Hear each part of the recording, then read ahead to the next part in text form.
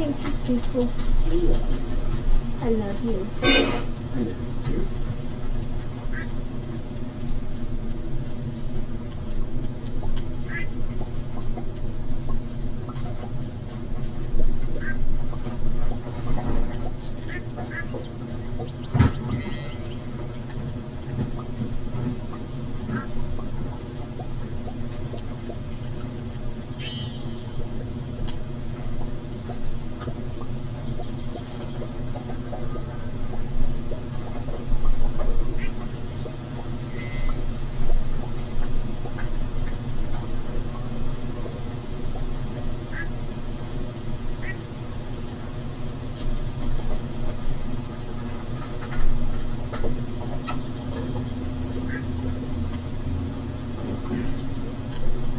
Would you like to hear some of what I'm working on right now? Sure. I'll read you what I just sent ChatGPT and at least the first paragraph of what ChatGPT responded, and then you can decide whether or not you want to go with me on this rabbit hole.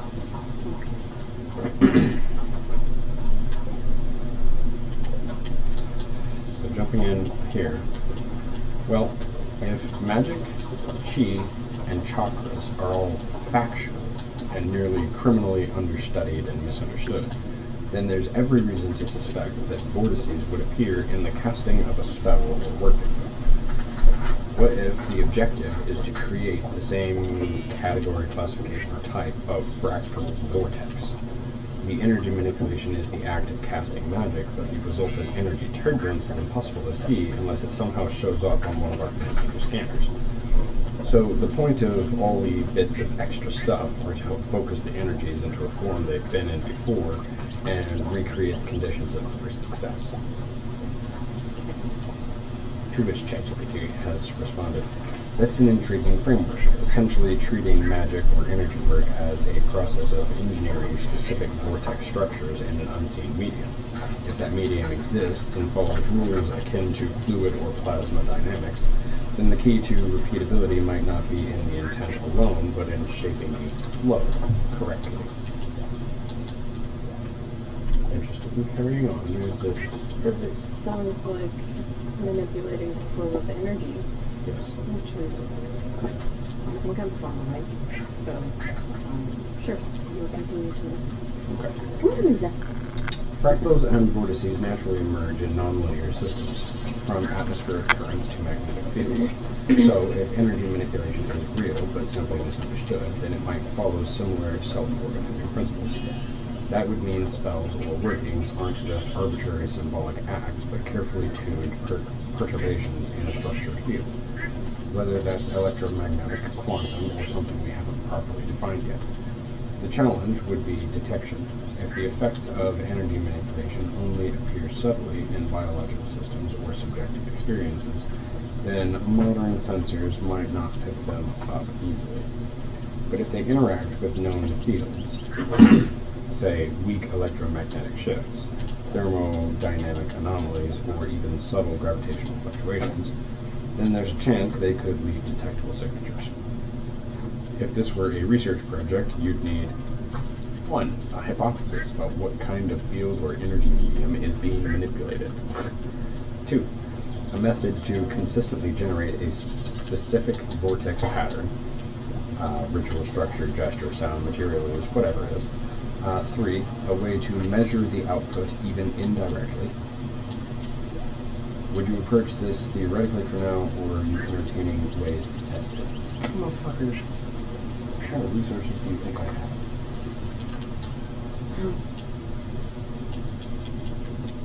Clearly a lot. Right? But like, listen.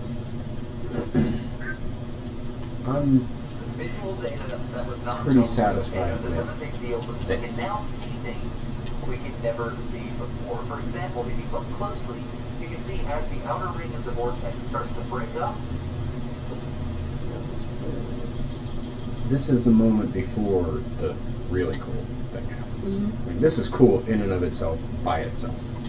Just watching those two bubbles hit each other and flatten like a pancake, that's cool. Yeah. But what's about to happen, and is kind of happening here on the far left side here on the horizontal plane, is even more intriguing. And it's the way in which you can see the energy dissipating outwardly from the ring. To me, it kind of answers the question, what happens when an unstoppable force meets an immovable object? No, not quite, but like when two forces hit each other at the exact same velocity and everything. Like it's all perfect. They hit each other flat on. Yeah. You know? So I'm gonna press play, and the little bar is gonna be in the way, but like I'm gonna get rid of that as quickly as I can. But just like watch the edge of the ring. You get these little nodules that have a low pressure spot right in the middle. And John That's Bennett, kind astronaut, of- his theory hang is on. that low pressure zone starts to suck material away from the outside perimeter, breaking up the ring into regular energy. So at fairly even intervals, like a wheel, like spokes, it breaks up into clumps, right? Well, the energy's been spread out like a ring on a flat plane, right? But you've still got energy going out, and it wants to vortex, Right. right? But it's going out on a flat plane. The only way that it can vortex is by spinning backwards on itself. When it starts to do that, it goes into like a helixal kind of thing on both sides. And right after this, all of those little knobs there become new circles facing a 90-degree angle to that original pancake. Nice. So Intervals. The next part, however, remains a mystery. How does that, once it There. breaks See? up, turn Yeah. 90 degrees and turn into a ring facing outwards? That The other direction. is the mystery, and now we have the visual data to look at it. You can see that over. and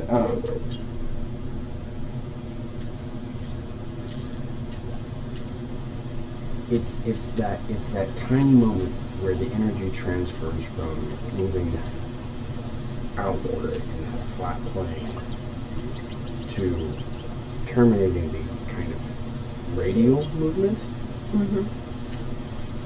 and turning into a fractal, Yeah. you know, but a three-dimensional, four-dimensional fractal, because we get to see it, you know, form and dissipate, you know. So like you can watch the whole thing happen. But it seems like there's something key about this. Does that make sense? Sort of. Like it seems like a like if we can figure this out, it's going to put us forward leaps and bounds, kind of shit. Yeah. That's what this feels like to me. Because we don't really fully understand fractals and shit. Yeah, we don't really fully understand fractals, but more importantly than that, we don't really understand turbulent fluid dynamics, which is the more crucial subject of that hand. Because we understand laminar flow pretty well. I mean, it's very predictable once you have kind of the gist of it. But turbulent flow is by definition chaotic and unpredictable. You know,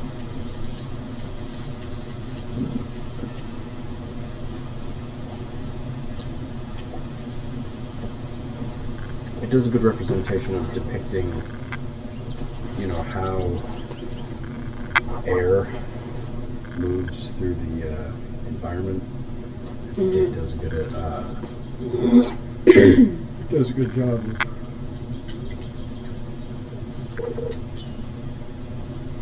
well, it does a good job of I'm talking about fucking theory, it's not even a theory.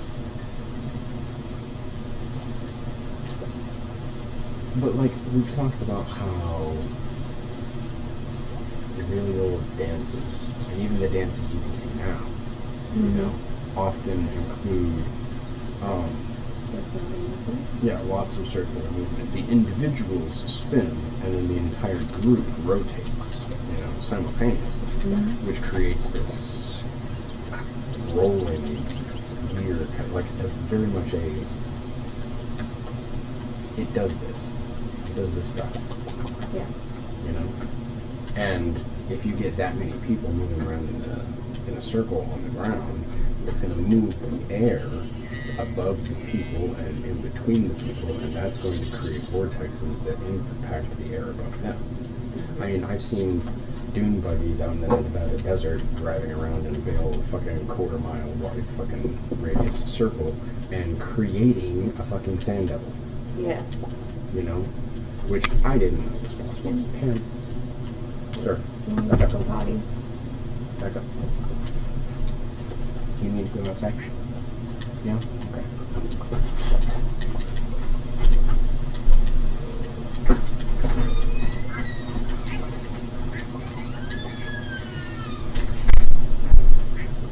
Samuel. Mm-hmm. Motherfucker. God damn it, man. No. No.